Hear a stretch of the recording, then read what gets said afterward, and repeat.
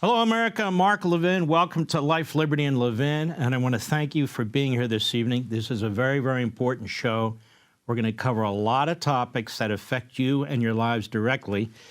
We have two great guests, Mike Gonzalez of the Heritage Foundation. We're not only going to discuss critical race theory, but diversity, equity, inclusion, and environmental, social, corporate governance. This is consuming our society right now. What is it, and what are we going to do about it? Our second guest is the former Lieutenant Governor of New York, Betsy McCoy. Right now, a few weeks ago, the Biden administration triggered the destruction of the suburbs and the exurbs. And we need to get into this because it's happening right now. But before we do, I want to get into this story from the New York Times. The title is Prosecutors Seek Trump Lawyers' Testimony Suggesting Evidence of Crime.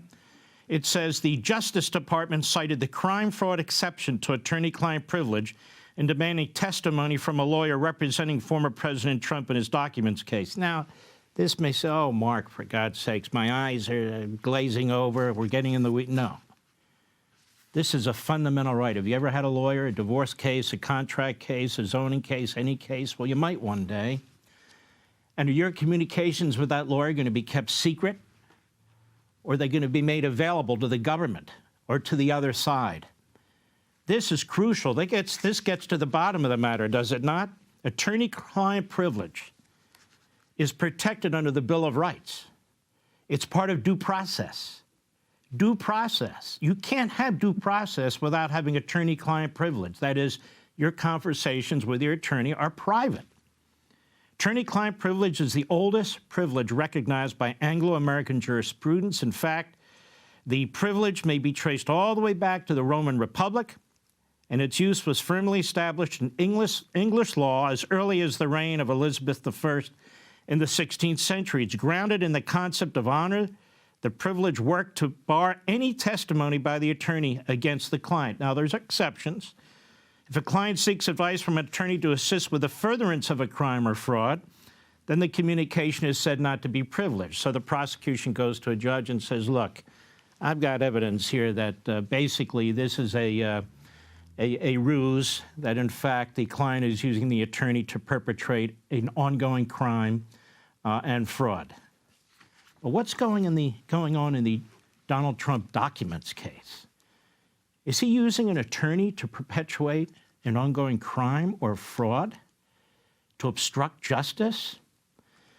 So I decided, let me take a closer look at this guy, Jack Smith, who they brought in from The Hague to appoint a special counsel to investigate Donald Trump on the document matters on January 6. Merrick Garland touted this guy.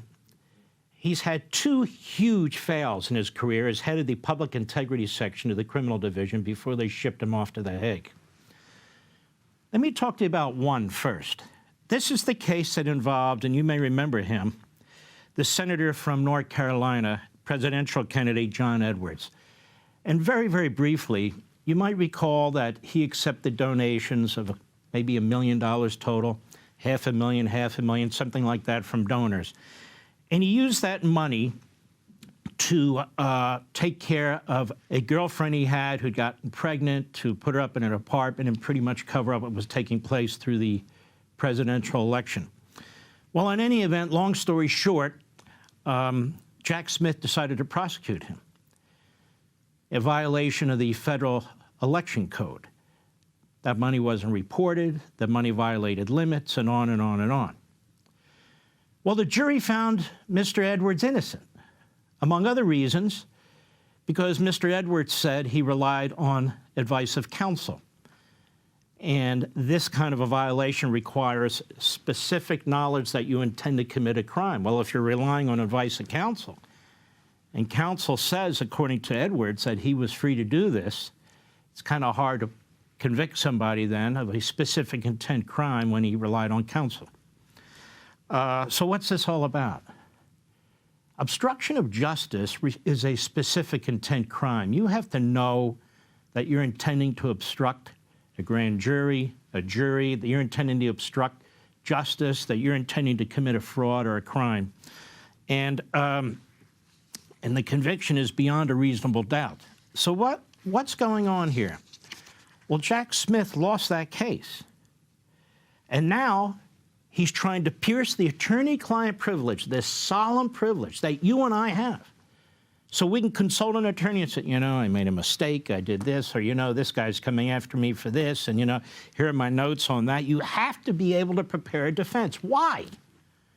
Because otherwise you can't have a fair trial. Remember what you're up against. The prosecutor, particularly in the federal government, has endless resources, has all kinds of evidentiary things that they can do. You have to be able to defend yourself. The Constitution is set up that way. The Bill of Rights are set up that way. You're not supposed to be handing the prosecution all your information. Here's why I'm guilty. Well, then there's no point in having attorney-client privilege if that veil, as I call it, can be pierced from time to time or even often. So this is what this prosecutor is trying to do with Donald Trump. Now, what am I talking about? According to this news story, it was leaked to them.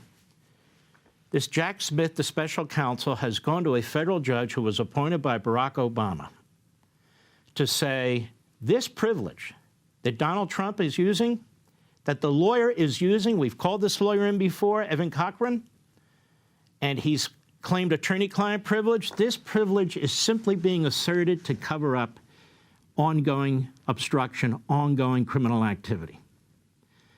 So why is Smith doing that? Because he got burned in the Edwards trial.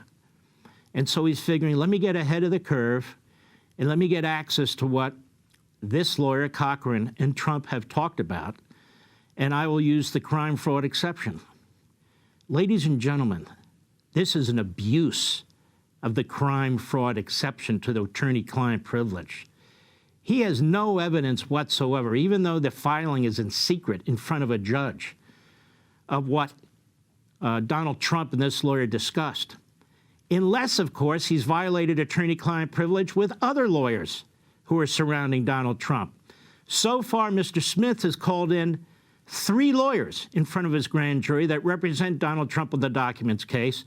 2 of them have already testified, and Mr. Cochran, who's one of his lead lawyers, a former federal prosecutor himself, he has asserted attorney-client privilege. And so what Mr. Smith is trying to do is break that down and get a left-wing judge who's ruled against Donald Trump on every single privilege claim Donald Trump has made in federal district court in Washington, D.C., to do exactly the same. So Donald Trump won't be able to defend himself. Now, that's appalling, and that's the problem. What else about this prosecutor do we know? When he was head of the Public Integrity Section, he oversaw the prosecution of former Virginia Governor, Republican, Bob McDonnell. Bob McDonnell was an extremely popular governor, but they used the bribery statute in Virginia, which is quite broad. They used it against Bob McDonnell, saying that he took gifts in exchange for meetings and that sort of thing. And he applied an extremely nebulous and broad interpretation to what official action is under the statute. Well, the trial judge, the federal district judge in Virginia, said it's fine.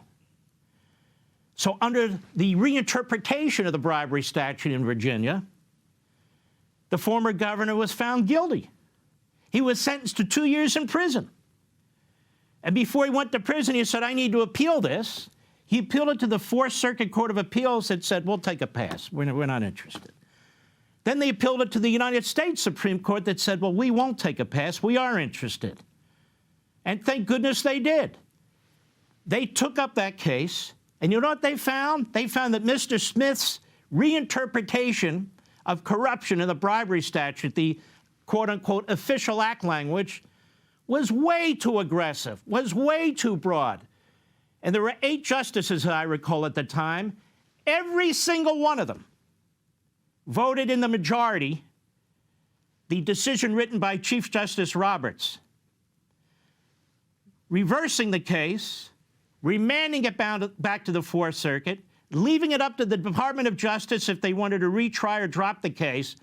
And the Department of Justice dropped the case. Why? Because they didn't have a case, but for Mr. Smith and his interpretation of a statute that was so wildly out of control. So Merrick Garland picks this guy after they had sent him off to The Hague to go after genocidal murders, to bring him back. after these two epic fails. And what does he do? He's got a widely broad interpretation of obstruction, I can tell. I don't have to read tea leaves, I see what he's doing. And he wants to make an obstruction case, but he wants to violate a principle that applies to all of us when it comes to justice and lawyers, the attorney-client privilege. And it's in front of a judge who has ruled against President Trump every single time, an Obama judge. She is the judge that hears grand jury matters and motions related to it. And obviously the prosecution knows this. So I bring this up to you because it's, with everything that's going on, it's getting lost in the static, but our civil liberties are being violated.